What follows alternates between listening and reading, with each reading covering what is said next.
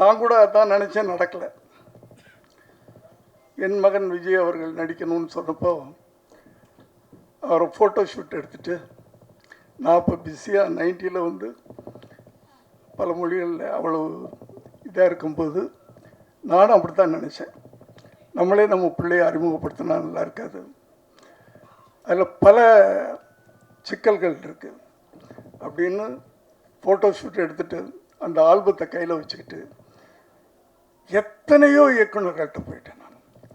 நான் ப்ரொடியூஸ் பண்ணுறேன், எவ்வளோ வேணாலும் செலவு பண்ணுறேன், இவனை நீங்கள் டைரக்ட் பண்ணணும் அப்படின்னு பல இயக்குநர்கள்ட்ட போனேன். யாருமே பல தயாரிப்பாளர்கிட்டலாம் போனேன். அப்போ தான் கடைசியாக போய் நானும் என் மனைவியும் ஆர்பி சௌத்ரி சார்கிட்ட போகிறோம். ஏன்னா அவர் புது புது டெக்னீஷியன்லாம் உருவாக்குறவர், தைரியமாக.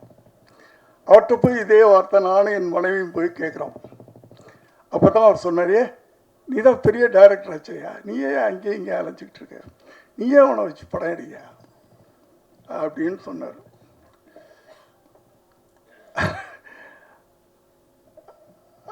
அதனால தான் நான் வந்து கட்டாயமாக அவரை வந்து நானே வச்சு படம் எடுக்கக்கூடிய ஒரு சூழ்நிலை உருவாச்சு.